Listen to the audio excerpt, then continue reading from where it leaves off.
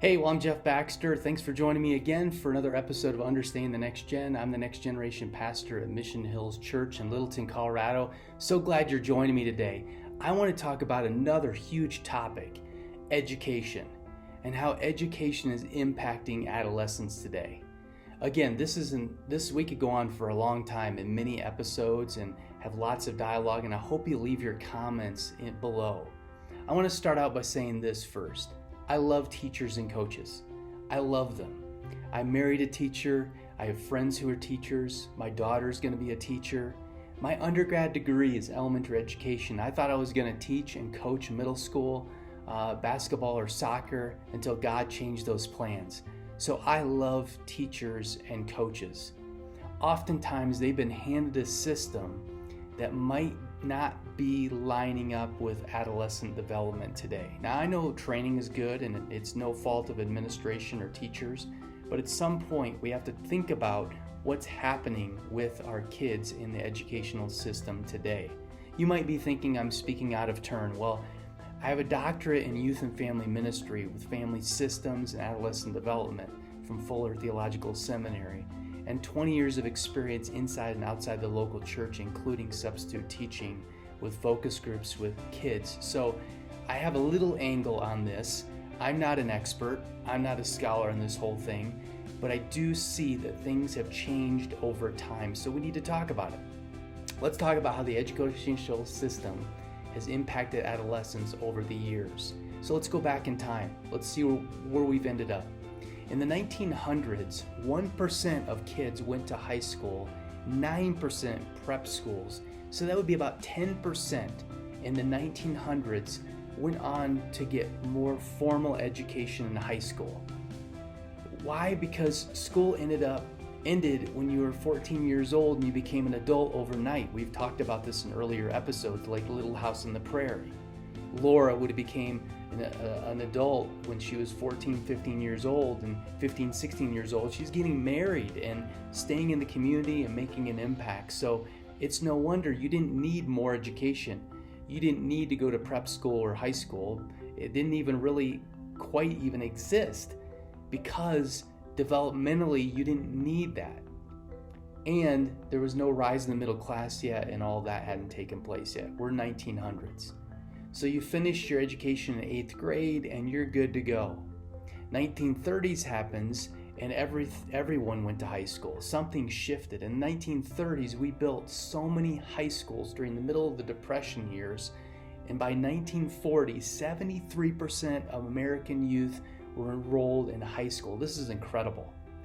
In the early 1900s, the most important asset of society were kids, and they're getting their education. This is really important, but 100 years ago, kids were valuable. Kids were the important part of the society. All kids were. And so adults really valued the education that kids got. Well, in the 1970s, when I was in elementary school, heading into high school, and in the 1980s, there was this program called the Gifted and Talented program. I remember. I don't remember because I was in it. I remember because I wasn't in it. So 50% of the kids were gifted and talented, and the other 50% subliminally was communicated were not gifted and talented. Look what started to happen. We started to separate out, oh, you're gifted and talented, you're not. And what does that do in the psyche of an adolescent? I remember back then because I wasn't part of that. Well, today, think about this, standardized testing. Standardized testing is research driven by adults, imposed on kids that they need to reach a certain level at a certain time span because that's normal. And if you don't, then you're abnormal. Kids have this pressure to perform based on adult standards on them all the time today. Every kid's different developmentally though. Every learning style is different.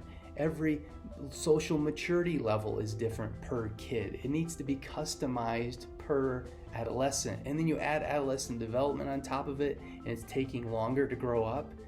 And you have this recipe for some really difficult stuff. I was not a very good test taker growing up. I took the ACT the first time, I got a 12 on it.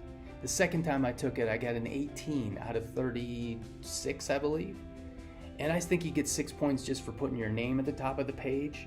And so I was not very good. It's by God's grace that I even got into college to begin with. I struggled with reading and math growing up, and it was because of these standardized tests that made me freak out when I was taking those tests. My mom and dad would spend hours with me, helping me get through this whole educational system, and that's in the 70s and 80s. Today it looks even worse, even more difficult. My mom and dad, who 79, early 80s, put a priority on education.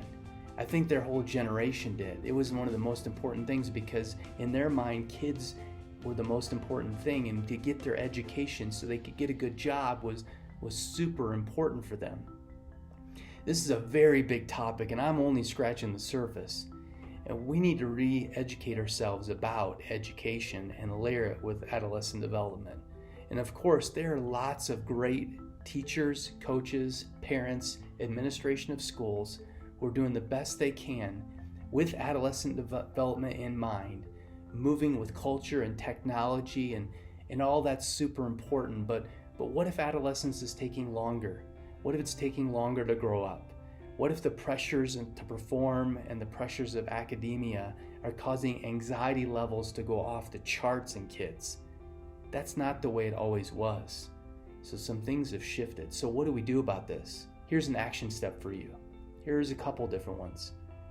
So what can we do? First, understand the changes that are happening in adolescence. Go back to previous episodes on understanding what adolescent development is all about. Second, understand that each adolescent is unique and gifted the way God created them to be. Every single one of them. Everyone is gifted and talented. Sometimes academic tests do not capture the intelligence or the talents that adolescents have. Keep that in mind. Think about other avenues to get to the heart of how God's designed them. Third, we need to support, love, encourage adolescents as they discover who they are without this agenda attached to it, so they can contribute to the world as a full-fledged adult. It might take a little longer to figure out. It might take a little bit more grace, but let's be Jesus to them. Let's surround them with Jesus-following adults to support them as they appropriately walk through adolescence to figure out how they're going to grow up and how they're going to contribute to society. Well, until next time, thanks for tuning in to another episode of Understanding the Next Gen.